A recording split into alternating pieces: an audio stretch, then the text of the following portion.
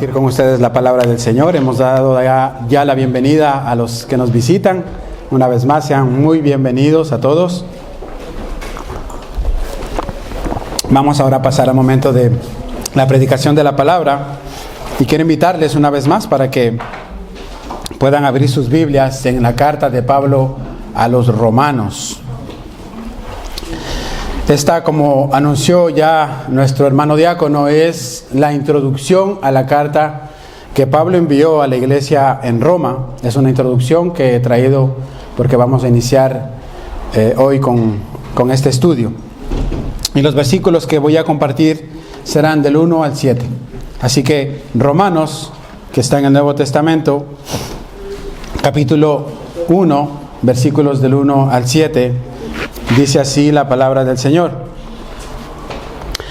Pablo, siervo de Jesucristo, llamado a ser apóstol, apartado para el evangelio de Dios, que él había prometido antes por sus profetas en las sagradas escrituras, acerca de su Hijo, nuestro Señor Jesucristo, que era del linaje de David según la carne, que fue declarado Hijo de Dios con poder, según el Espíritu de santidad, por la resurrección de entre los muertos, y por quien recibimos la gracia y el apostolado para la obediencia a la fe en todas las naciones por amor de su nombre, entre las cuales estáis también vosotros, llamados a ser de Jesucristo. A todos los que estáis en Roma, amados de Dios, llamados a ser santos, gracia y paz a vosotros, de Dios nuestro Padre y del Señor Jesucristo. Hasta ahí la palabra del Señor. Una vez más le invito para que me acompañen en una corta oración. Bendito Dios, queremos agradecerte por tu misericordia, por tu bondad, por este tiempo que hemos tenido de adorarte, de bendecirte, Señor. Cuán grato, Señor, ha sido a nuestro corazón el recordar el sacrificio de Cristo en la cruz a través de estos cánticos, el recordar que si hemos sido declarados justos ha sido por pura gracia, por el sacrificio de Cristo a nuestro favor, Señor. Permítenos ahora, Señor, estar expuestos delante de tu palabra. Danos un corazón, Señor amado, humilde. Danos un corazón atento, Señor, a tu palabra. Y que tu Espíritu Santo, Señor, pueda obrar en cada uno de nuestros corazones, aplicando tu palabra conforme tu voluntad, Señor. Te lo pedimos en el nombre de Jesús. Amén. Sí, los adolescentes pueden pasar, también tienen su clase. Pueden pasar con Lina, les toca hoy día. Bien, mis amados hermanos y amigos que nos visitan, después de nosotros haber pasado 2 años y 3 meses estudiando las cartas del apóstol Pablo a Timoteo, primera y segunda de Timoteo, la semana pasada terminamos ya el estudio de estas cartas. Para mí es un gozo poder iniciar junto con ustedes el día de hoy, ahora, la introducción de esta carta de Pablo a los romanos. Y esta carta es una carta muy diferente, una carta muy distinta, escrita por el mismo apóstol Pablo, pero ya no desde una prisión como fue la de las cartas a Timoteo, sino que es una carta diferente porque Pablo gozaba de una cierta libertad. Se cree que él la escribió en la ciudad de Corintio entre el año 57 y 58 después de Cristo. Tuvo un tiempo allí para escribir esta carta a los romanos. Ahora, esta carta, a pesar de situarse en primer lugar en una de las primeras cartas, si usted sigue la cronología de su Biblia, tenemos los evangelios, Mateo, Marcos, Lucas, Juan, luego viene Hechos y luego viene Romanos, es la primera carta. A pesar de estar en el primer lugar, no fue la primera carta escrita por Pablo. Se cree que la primera carta fue Gálatas o primera de Colosenses. Entonces, ¿por qué está aquí en primer lugar colocada? Se debe al rico contenido doctrinal y práctico que encontramos en ella. Y lo vamos a ver en medida vayamos desarrollando el estudio de esta carta. El pastor Suger Michelén, que es de la iglesia donde viene nuestra hermana, dice que esta carta de Pablo a los romanos es el Everest del Nuevo Testamento. Es la carta magna del Nuevo Testamento. De hecho, mis hermanos, según muchos conocedores que tienen conocimiento de la palabra del Señor, dicen que si no existiera ninguna de las otras cartas, con esta carta de Pablo a los romanos sería suficiente para tener un concepto y un conocimiento bien sólido y bastante grande del Evangelio, acerca de lo que es el Evangelio. Ahora, lo que hace particular esta carta es el hecho de que no fue el apóstol Pablo quien plantó la iglesia en Roma. Él no fue quien la plantó, él no fundó la iglesia allí, sino que se cree que esta iglesia fue plantada por un grupo de creyentes que regresaron a Roma después de haber sido expuestos a la predicación del Evangelio en aquel tiempo de Pentecostés, en el capítulo 2 del libro de los Hechos, cuando el apóstol Pedro, lleno del Espíritu Santo, comparte la palabra de Dios, comparte el Evangelio. Ustedes recuerdan ahí en Hechos 2, dice que muchos creyeron en el Evangelio y fueron en ese tiempo como 3,000 personas que se añadieron a la iglesia. Pues se cree que de esos 3,000 que fueron a Jerusalén, porque era un tiempo especial donde todos bajaban a Jerusalén a adorar a Dios en las fiestas de la Pascua, de ahí ellos salieron, recibieron el mensaje y fueron a Roma y llevaron el mensaje del Evangelio y se plantó allí la iglesia en Roma. Esto se cree, esto es lo que creemos con referente a esto. Esta preciosa carta, mis hermanos, en la providencia divina de nuestro Dios ha jugado un papel fundamental en el desarrollo y en la vida del Evangelio a lo largo de toda la historia, a lo largo de la iglesia. Y ha sido usada por Dios para transformar la vida de hombres que se han convertido al Evangelio y para nosotros ahora son padres de la fe, de los cuales tenemos muchos escritos y aprendemos de ellos. Por ejemplo, uno de ellos, en el verano del año del 386 después de Cristo, se dice que había un gran profesor de filosofía en Milán, en Italia, que en un momento, dice su historia, estaba en el patio de su casa, en la casa de un amigo, y que ese hombre comenzó a llorar amargamente, tristemente, porque veía cómo su vida se derrumbaba poco a poco a causa de su pecado. Y él podía notar que en su corazón había una rebeldía a la palabra de Dios, había una rebeldía a hacer la voluntad de Dios. Y este hombre se sentía completamente vacío, completamente apartado de Dios a causa de su pecado. Estaba tan abrumado y sin fuerzas que dice que en un momento se sentó en ese patio y comenzó a escuchar que unos niños alrededor de él estaban jugando un juego muy conocido en la época. Y ese juego, los niños repetían: toma el rollo y lee. Toma el rollo y lee. Y dice que este hombre sintió que esto venía de parte de Dios y tomó un rollo que tenía al lado de él en la casa de su amigo y empezó a leer lo que decía este rollo, y este hombre se encontró con la carta de Pablo a los Romanos en el capítulo 13, versículos 11 al 14. Y mire lo que dice estos versículos. Capítulo 13 de Romanos, versículos 11 al 14. Dice: y esto, conociendo el tiempo, que ya es hora de despertarse del sueño, porque ahora la salvación está más cerca de nosotros que cuando creímos. La noche está muy avanzada y el día está cerca. Por tanto, desechemos las obras de las tinieblas y vistámonos con las armas de la luz. Andemos decentemente como de día, no en orgías y borracheras, no en promiscuidad sexual y lujuria, no en pleitos y envidias. Antes bien, vístanse del Señor Jesucristo y no piensen proveer para las lujurias de la carne. Esto fue lo que leyó este hombre, y dice que no bastó que leyera más. Con esto fue convencido completamente de pecado y cayó derrotado a los pies de Cristo por medio de la palabra. Este hombre fue San Agustín de Hipona, que muchos de ustedes han leído tal vez algunos de sus escritos. Este hombre usó la palabra de Dios, especialmente la carta de Pablo a los Romanos, para traer luz y conocimiento a este hombre. Y fue este hombre que Dios usó para traer muchos escritos, para traer luz y conocimiento a su iglesia. Un par de siglos más adelante, en agosto del 1513, un monje que estaba preparando un sermón basado en su tesis de un estudio que estaba haciendo de los Salmos, en su interior este hombre estaba convulsionado, estaba confundido por cosas que no entendía acerca de la justicia de Dios. Y dice que en su estudio se encontró con un versículo en el Salmo 71, versículo 2, que decía: líbrame en tu justicia y rescátame. Dice la historia que esto lo dejó aún más confundido, porque este hombre se preguntaba cómo la justicia de Dios puede librarme, cómo la justicia de Dios puede salvarme, si en la justicia de Dios, en la justa justicia de Dios, lo que el hombre merece es la condenación a causa de sus pecados? ¿Cómo la justicia de Dios puede librarme si soy un pecador?, pensaba este hombre en su cabeza. Pero después este hombre en ese estudio se topa nuevamente con un capítulo, el capítulo 1 de Pablo a los Romanos, en el versículo 17, y lee lo siguiente. Lee en el capítulo 1, versículo 17, el cual dice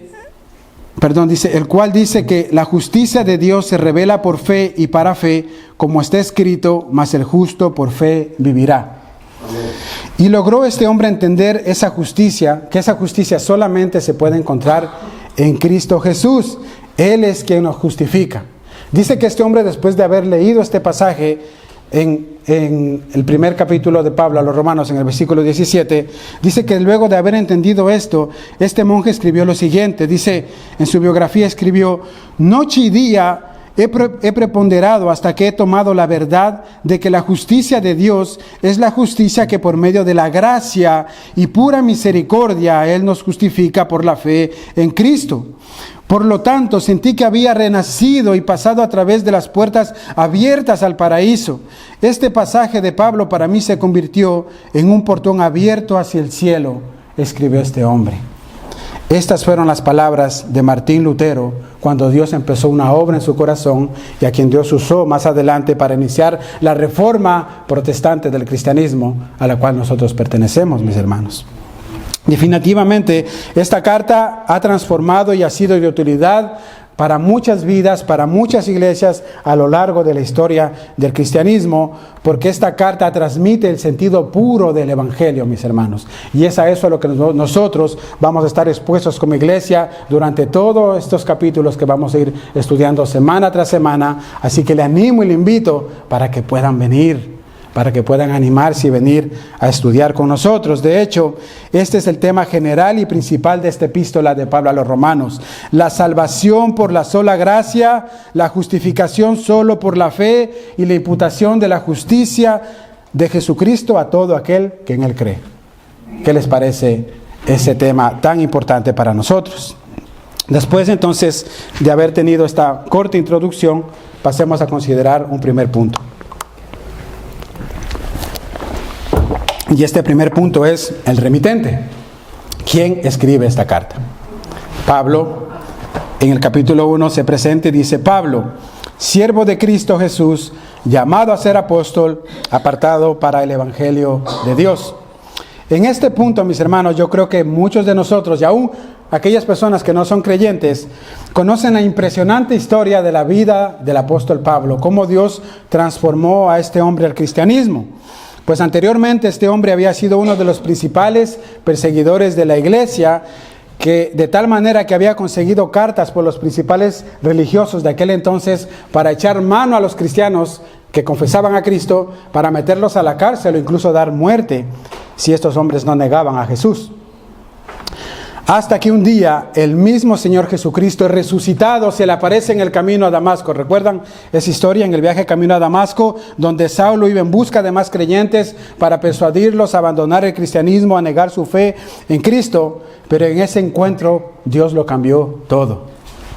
El apóstol usaba este testimonio en casi todas las cartas que él escribía, a los lugares que él iba. Él contaba este increíble encuentro que él tuvo con el Salvador, y lo contaba siempre. Pero vemos aquí en este escrito de esta carta a los romanos que Pablo pasa por alto totalmente esta conversión, este testimonio que él contaba. ¿Para qué? Para presentarse a la iglesia de Roma como un siervo de Jesucristo, llamado a ser apóstol, apartado para el evangelio de Dios. Esto, mis hermanos, es para nosotros un grandísimo ejemplo de humildad por parte del apóstol Pablo.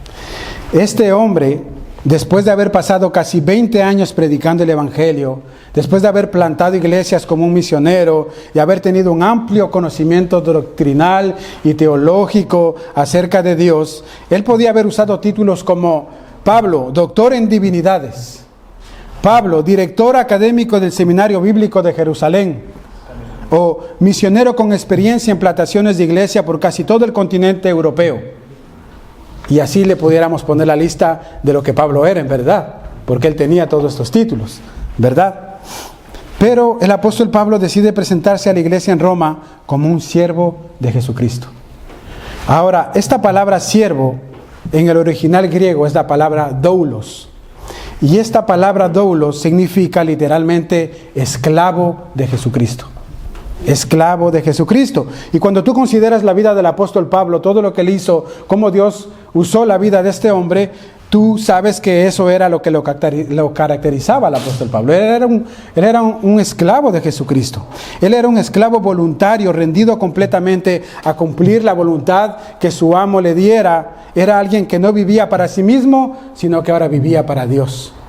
Esa era la vida del apóstol Pablo. Y ese es el ejemplo que todos nosotros como creyentes debemos seguir. Ser siervos, ser esclavos de Jesucristo, a la voluntad de Jesucristo, sometidos, rendidos enteramente a hacer la voluntad de nuestro Dios. Hoy en día se escucha mucho la palabra siervo, sierva, dentro del núcleo de la iglesia evangélica, ¿verdad? Hay hermanos que sirven en el sonido, hermanos que sirven con los niños, en cualquier área, y dicen, este es un siervo del Señor.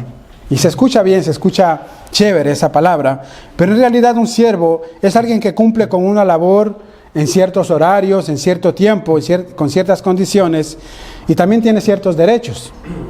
Pero un esclavo en aquellas épocas del apóstol Pablo no tenía derechos y estaba completamente rendido a cumplir la voluntad de su amo. Y cuando nosotros analizamos la vida del apóstol Pablo, vemos esta característica de un doulos, rendido completamente a la voluntad de Dios. Ahora hasta aquí alguno que esté aquí tal vez de visita, que nunca ha escuchado el Evangelio, pueda decir, bueno, yo no soy esclavo de nadie. Yo soy libre, yo hago lo que yo quiero y no tengo por qué estarme sometiendo a nadie. Déjeme decirle que por medio de la palabra de Dios, que según la Biblia, según la palabra de Dios, todo hombre que nace en esta tierra nace esclavo de su propio pecado. Todo hombre que nace aquí en esta tierra nace con una inclinación a pecar. Estás sujeto, estás esclavo del pecado.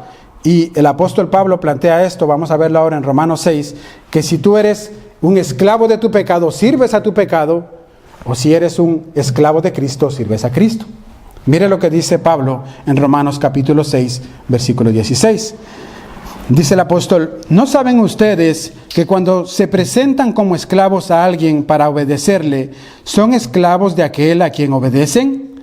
Ya sea del pecado para muerte o de la obediencia para justicia. Pero gracias a Dios que aunque ustedes eran esclavos del pecado, está hablando a creyentes, se hicieron obedientes de corazón a aquella forma de doctrina a la que fueron entregados, y habiendo sido libertados del pecado, ustedes se han hecho siervos de la justicia. ¿Tú eres esclavo del pecado, de tus pecados, o tú eres esclavo de Cristo? Pero eres esclavo, no eres libre como tú crees. Ahora, ser esclavo de Cristo tiene muchos beneficios y somos esclavos voluntarios. Nuestro amo es un amo amoroso, tierno, misericordioso, clemente, que nos ha dado la vida eterna. La esclavitud del pecado te lleva a vivir una vida apartada de Dios, sumido en tinieblas, y la paga será la condenación. Entonces, aquí la pregunta es, ¿a qué amo tú le sirves? ¿Cuál es tu amo? ¿A qué amo tú estás sujeto? ¿Es Cristo verdaderamente tu amo, tu Señor, de tal modo que cuando tú tienes que tomar una decisión y está mi propia decisión a la voluntad de Dios, tú te inclinas más a la voluntad de Dios o te inclinas a hacer tu propia voluntad?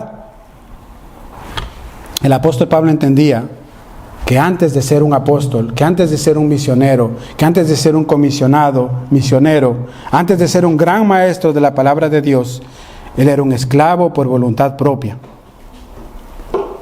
Y él, así como nosotros, había comprendido que hemos sido comprados, hemos sido redimidos, rescatados por Cristo y que ahora le debemos una completa obediencia a nuestro bendito Salvador. De hecho, eso fue lo que hizo Pablo con Jesús en su encuentro camino a Damasco. Vamos nuevamente con esta historia de Pablo. Le invito para que vaya conmigo al libro de los Hechos, capítulo 9, y vamos a mirar ahí algunos versículos. Hechos, capítulo 9. Y como dice un hermano, el que no tenga Biblia, júntese a un cristiano y lea la Biblia con él. Dice Hechos, capítulo 9, versículo 3. Y mientras viajaba, está hablando de Saulo antes de ser convertido al Evangelio, dice, y mientras viajaba, al acercarse a Damasco, de repente resplandeció a su alrededor una luz del cielo. Al caer a tierra, oyó una voz que le decía, Saulo, Saulo, ¿por qué me persigues? Este es Jesucristo encontrándose con el apóstol Pablo antes de ser convertido al Evangelio. Y el apóstol Pablo en el versículo le dice, ¿quién eres, Señor?, preguntó Saulo. El Señor le respondió, soy yo, Jesús, a quien tú persigues. Levántate, entra en la ciudad y se te dirá lo que debes hacer. Enseguida, cuando usted continúa con el relato de esta historia, el Señor envía a un siervo del Señor, Ananías, para que pudiera orar por el apóstol Pablo. Este hombre va temeroso porque no sabía si ir o no ir, pues conocía el testimonio de Pablo que él mataba a los cristianos. Y el Señor le dice, ve y ora por él. Y le dice, pero este hombre es perseguidor de la iglesia, me puede matar. Y el Señor le dice más adelante, ve, porque él es mi instrumento escogido para llevar mi nombre en presencia de los gentiles, de los reyes y de los israelitas, porque yo le mostraré cuánto debe padecer por mi nombre. Mis hermanos, ¿y qué creen que hizo después de todo esto el apóstol Pablo? Se avergonzaba del Evangelio, era un cristiano de la secreta que escondía su Biblia en una bolsa negra para que nadie le vea que él es cristiano, no daba testimonio de que él había conocido a Cristo, que era lo que hizo Pablo después de haberse encontrado con el Salvador. Versículo 20, 4 versículos después.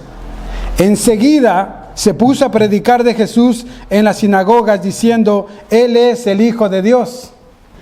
El apóstol Pablo, después de haberse encontrado con Cristo, comenzó a compartir el Evangelio, a compartir las buenas nuevas que él había recibido para él mismo. Esa es la vida y la característica del apóstol Pablo.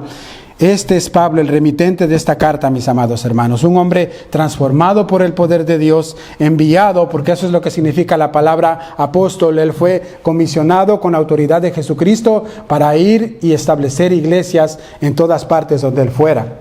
Hoy en día nosotros como iglesia creemos que este tipo de apostolado ya no está vigente, no hay más apóstoles, no hay más profetas. Esto lo usó Dios en un tiempo específico para establecer el fundamento sobre la cual la iglesia está plantada. Y como han dicho los hermanos, cuando tú pones un cimiento para construir una casa, lo tiras una sola vez, no tiras 2 veces un cimiento. Ese cimiento ya está establecido por los apóstoles y los profetas, y la iglesia va edificando en el conocimiento del Señor, en el conocimiento de la palabra. Entonces, fue algo específico a lo que Dios usó a los apóstoles en aquel entonces. Después entonces de haber hablado del remitente de esta carta, del apóstol Pablo, pasemos a considerar un segundo punto, la esencia del Evangelio. La esencia del Evangelio. Leamos nuevamente el versículo 1 al 4.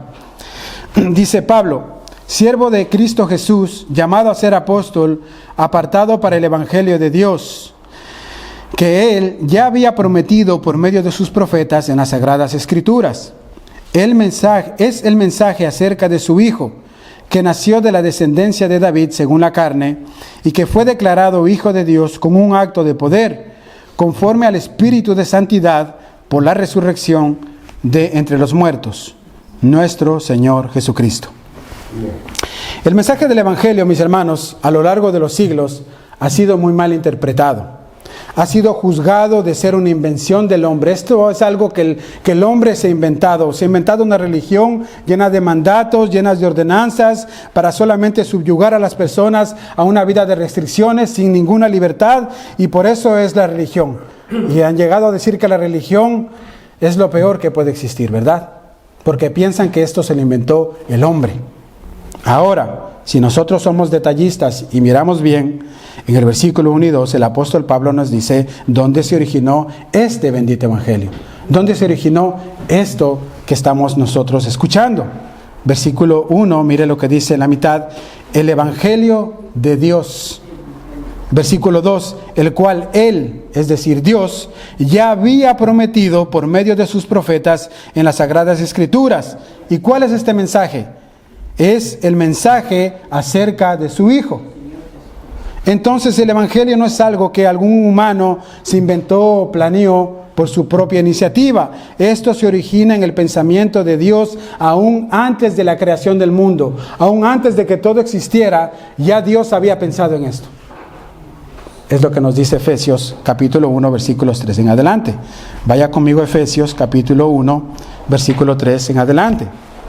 O los que quieran apuntar, luego lo miran. Dice ahí el apóstol Pablo, nuevamente escribiendo la carta a los Efesios, les dice: bendito sea el Dios y Padre de nuestro Señor Jesucristo, que nos bendijo con toda bendición espiritual en los lugares celestiales en Cristo, según nos escogió en Él antes de la fundación del mundo, para que fuésemos santos y sin mancha delante de Él, en amor, habiéndonos predestinado para ser adoptados hijos suyos por medio de Jesucristo, según el puro afecto de su voluntad, porque a Dios le plació, porque Él quiso hacerlo de esa manera.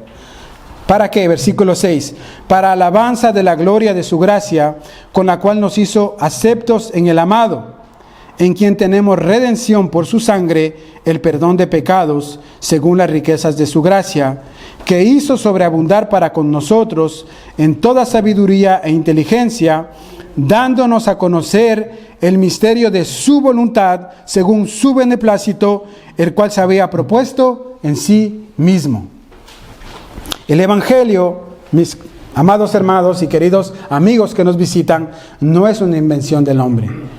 Esto es algo que Dios se propuso hacerlo desde antes de la fundación del mundo. Es algo que proviene de Dios. Alguno puede estar diciendo, sí, pero la Biblia fue escrita por hombres. Igualmente, Dios usó a estos hombres para escribir su palabra: profetas, apóstoles, pastores, de todo usó el Señor para poder traer el mensaje del Evangelio. Pero el Evangelio, la Escritura, no es tampoco una invención del hombre. Mire lo que nos dice Pedro en su segunda carta. El apóstol Pedro, en segunda de Pedro, capítulo 1, versículo 19, versículo que todos o algunos conocen y que todos más bien deberíamos memorizar, tenerlo de memoria este pasaje. Segunda de Pedro 1, 19 dice: tenemos también la palabra profética más segura, a la cual hacéis bien en estar atentos, como una antorcha que alumbra en lugar oscuro, hasta que el día esclarezca y el lucero de la mañana salga en vuestros corazones. Entendiendo primero esto, que ninguna profecía de la Escritura es de interpretación privada, porque nunca la profecía fue traída por voluntad humana, sino que los santos hombres de Dios hablaron siendo inspirados por el Espíritu Santo. Ningún hombre tuvo la idea o planificó escribir, vamos a escribir algo que se llame la Biblia. Fue Dios que usó la vida de esos hombres, inspiró por medio del Espíritu Santo para que ellos escribieran el mensaje del Evangelio de Dios acerca de su Hijo que iba a morir en una cruz para salvación de los pecadores. El mensaje del bendito Evangelio plasmado en las Sagradas Escrituras proviene de Dios mismo, mis amados hermanos. Evangelio que todo hombre debe escuchar y estar atento. De hecho, si tú estás hoy aquí y es la primera vez que escuchas el Evangelio en tu vida, déjame decirte que estas no son reglas ni leyes que el hombre ha puesto. El Evangelio son buenas noticias de paz, de esperanza para el hombre que vive en esta tierra. ¿Y por qué son buenas noticias? Porque hay una mala noticia, ¿verdad? Ya que esta misma palabra declara en esta misma carta, Pablo, mis hermanos, es sorprendente. Los primeros 3 capítulos del apóstol Pablo es como si Dios hiciera un escáner del hombre. Usted cuando va, por ejemplo, al médico, y el médico, usted le duele en algún lado y no sabe dónde, ¿qué es lo que hace el médico? Le hace un escáner, ¿verdad? Para ver dónde está el mal, identificar y decir, aquí está el mal y esta es la cura, ¿verdad? En los 3 primeros capítulos, el apóstol Pablo, lo vamos a ver a lo largo de esto, Dios es como que hace un escáner en el hombre, hablando a modo general en la humanidad, y dice, el hombre tiene esta enfermedad, y el hombre necesita esta cura. La enfermedad es el pecado, y la cura es Jesucristo. Y nos describe cómo, en qué condición está el hombre. Eso es lo que hace Pablo a través de esta carta. Entonces, cuando Pablo llega al capítulo 3, describe y dice que por cuanto todos han pecado, están destituidos de la gloria de Dios. No hay nada que tú tengas en ti mismo, ni tus buenas obras, ni tu buena voluntad, ni todo el conocimiento que te permita acercarte a Dios. Estás apartado completamente de Dios. Esa es la condición en la cual todo hombre que nace en esta tierra se encuentra, porque nacemos en pecado. ¿Quieres que te dé un ejemplo? Tú has visto a los niños, a los bebés pequeñitos, ¿verdad? Los tienes en tus brazos, los mimas, qué bonitos que son, pero cuando van creciendo, van empezando a caminar, a andar, tú comienzas a ver que ellos son egoístas, no quieren prestar sus juguetes con otros niños, chillan por todo, son caprichosos, y ahí se va viendo la muestra del pecado que hay en su corazón. Y cuando ya crece ese niño bebé, el pecado se manifiesta completamente, ¿verdad? Porque nacemos en esa condición de pecado. Todo el que nace en esta tierra nace pecador y está condenado, está completamente apartado de Dios. Y el Creador de los cielos y la tierra dice su palabra que un día va a venir a juzgar este mundo y que su justa ira será derramada sobre el pecador. Mire lo que dice Pablo nuevamente en este mismo libro de los Romanos, capítulo 1, versículo 18. Pablo dice de la siguiente manera, dice: porque la ira de Dios se revela desde el cielo contra toda impiedad e injusticia de los hombres que con injusticia restringen la verdad. El Señor está irado contra el pecador. Salmos 7:11. Dios es juez justo y Dios está irado contra el pecador todos los días. Todos los días el Señor está irado contra el pecador. Está esperando ese momento cuando Cristo se manifieste nuevamente para derramar su ira sobre esta tierra. Ustedes recuerdan la historia de Sodoma y Gomorra, todos lo conocen, aunque tú no seas cristiano, lo escuchaste alguna vez en tu vida. Tanta maldad había en esas dos ciudades que el Señor tuvo que destruirla. ¿Cómo están las cosas hoy en día en nuestro mundo? Están hasta peor que Sodoma y Gomorra. Con cuánta perversión que hay hoy en día. ¿Cómo crees tú que está Dios mirándonos desde el cielo? Su ira está lista, preparada para ser derramada.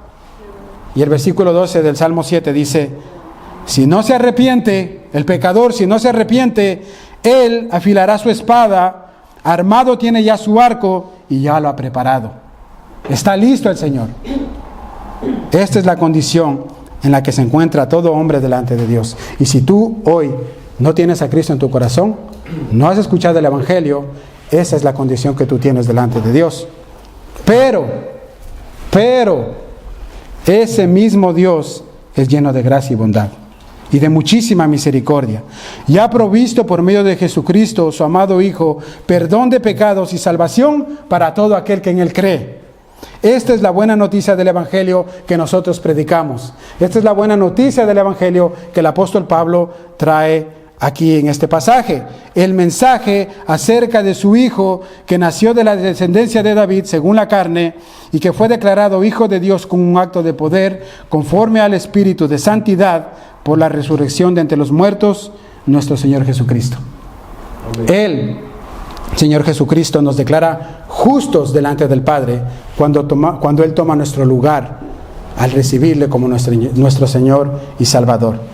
Ahora, ¿por qué Él tuvo que nacer de la descendencia de David según la carne?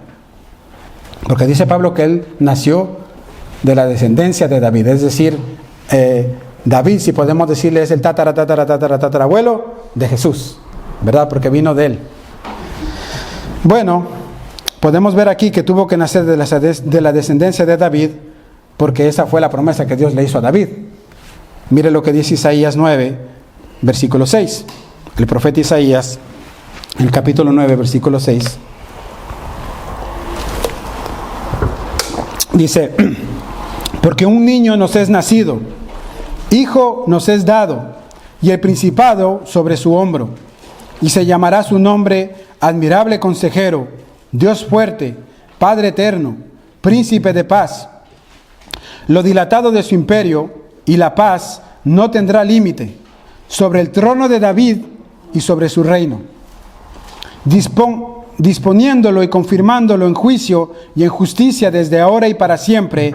El celo de Jehová de los ejércitos hará esto.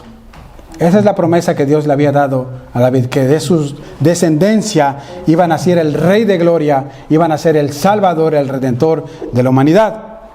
Pero en segundo lugar, tuvo que nacer como hombre para poder identificarse con nosotros.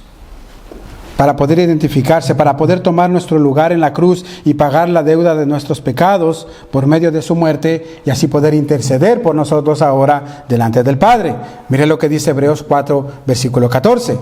Hebreos 4, 14. Por tanto, teniendo un gran sumo sacerdote que traspasó los cielos, Jesús, el Hijo de Dios, retengamos nuestra profesión, porque no tenemos un sumo sacerdote que no pueda compadecerse de nuestras debilidades, sino uno que fue tentado en todo según nuestra semejanza.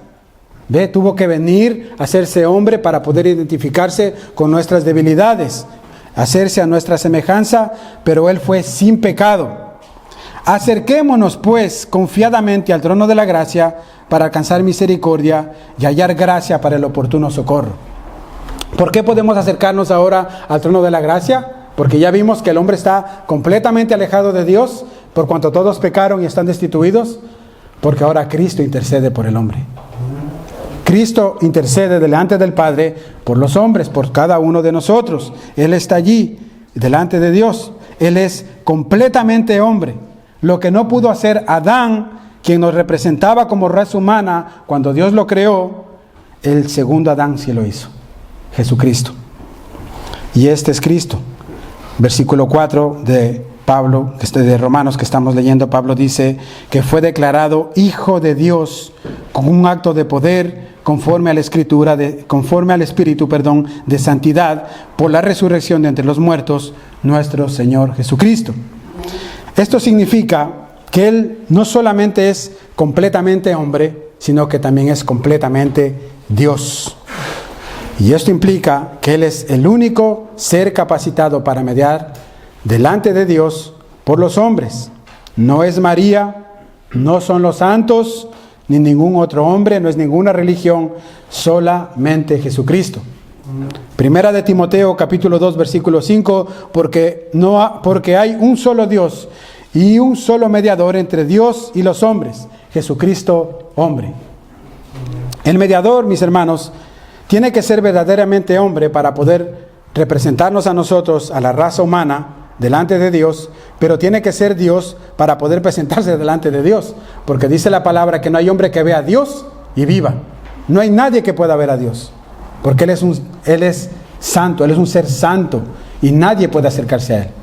Entonces Jesucristo fue declarado Hijo de Dios, Él es completamente Dios y Él es completamente hombre para poder presentarse delante de Dios e interceder por nosotros.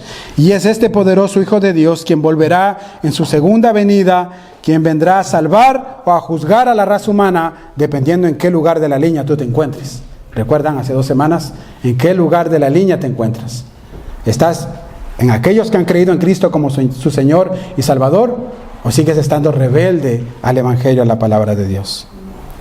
Entonces, mis amados hermanos, este bendito Evangelio, dice Pablo, tiene su origen en Dios. No lo inventé el hombre.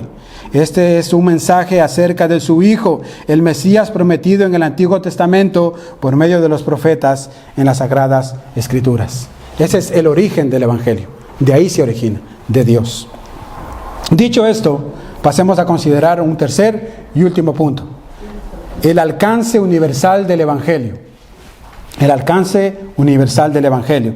Versículos 5 y 6 de Romanos capítulo 1. Dice: es por medio de Él que hemos recibido la gracia y el apostolado, para promover la obediencia a la fe entre todos los gentiles, por amor a su nombre, entre los cuales están también ustedes, llamados a ser de Jesucristo. Mis hermanos, el mensaje de las buenas nuevas nunca estuvo destinado a una sola etnia o a una sola raza en particular. Este bendito mensaje del Mesías prometido tenía que ser conocido por todo el mundo, desde el inicio, desde la creación del primer hombre y la primera mujer, es decir, desde Adán y Eva. Ellos tenían que transmitir la promesa que Dios les hizo en el Génesis capítulo 3 versículo 15. Desde ahí está el Evangelio. Mire lo que dice Génesis 3 versículo 15. ¿Se acuerdan? Adán y Eva, ellos pecan o desobedecen a Dios y son sacados del Edén y quedan completamente sumidos en sus pecados, ¿verdad? Y cómo ellos y los que venían después iban a salvarse. Dios había hecho una promesa. Génesis 3, versículo 15, que de su descendencia, es decir, del vientre de la mujer, iba a nacer aquel que iba a pisar la cabeza a la serpiente, es decir, a Satanás. Desde ahí estaba ya proclamado Jesucristo el Mesías. Era la promesa que Adán y Eva tenían que compartirles a sus hijos y a las generaciones que venían más adelante. Porque ellos fueron destituidos, fueron quitados del jardín del Edén.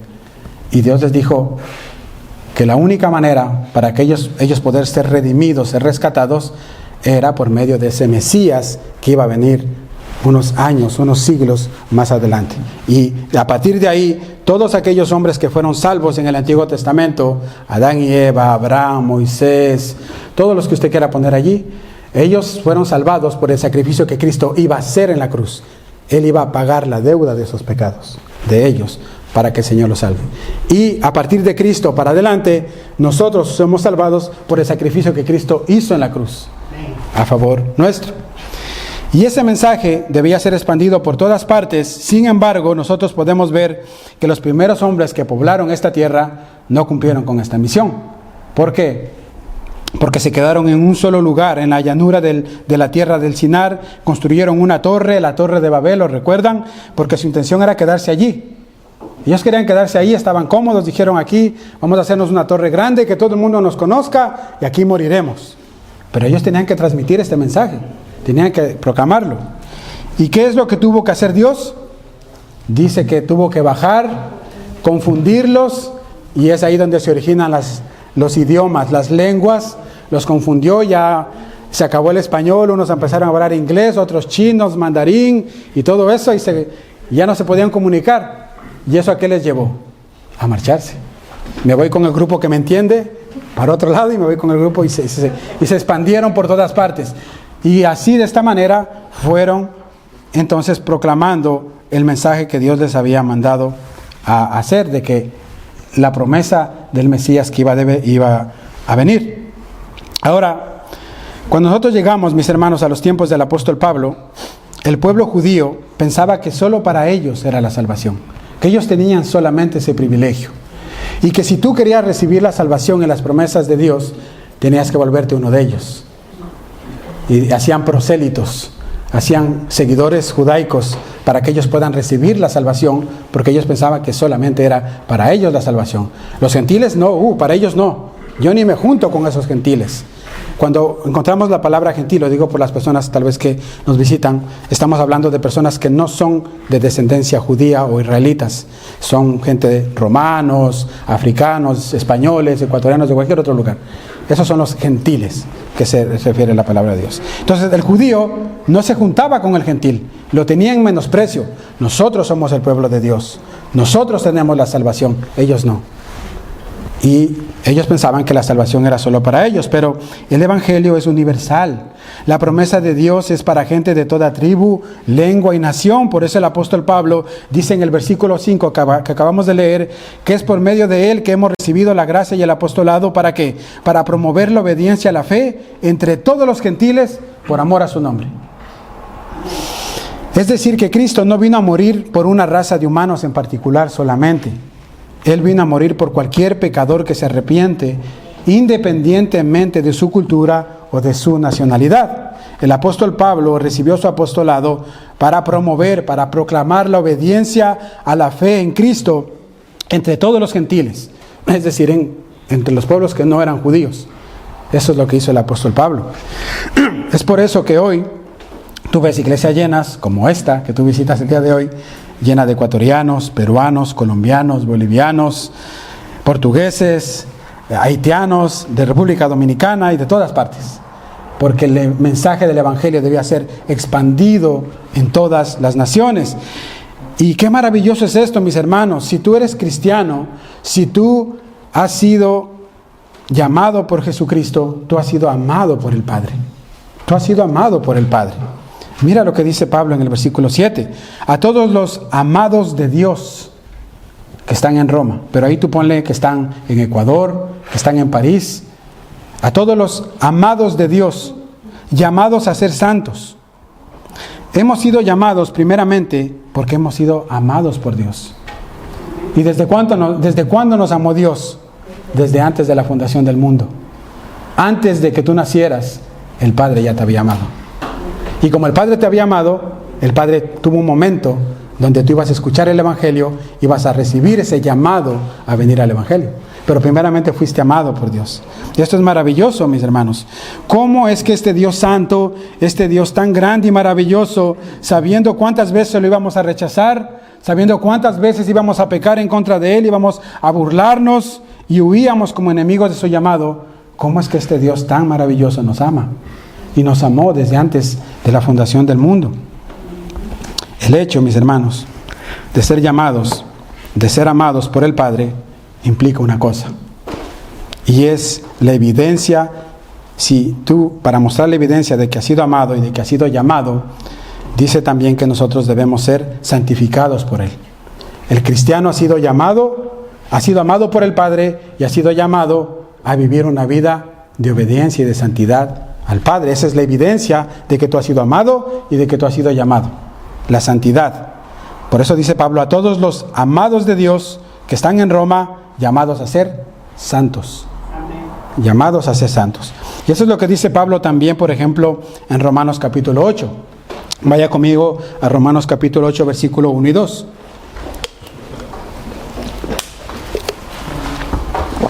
Dice Romanos 8, versículo 1 y 2. Por tanto, ahora no hay condenación para los que están en Cristo Jesús. A los que están en Cristo Jesús no hay condenación. Los que no están en Cristo Jesús están condenados. Eso es lo que quiere decir. Los que no andan conforme a la carne, sino conforme al Espíritu. Hay una vida de santidad. Hay una evidencia de que tú verdaderamente eres cristiano. Porque la ley del Espíritu de vida en Cristo Jesús te ha librado de la ley del pecado y de la muerte. Entonces hay una evidencia.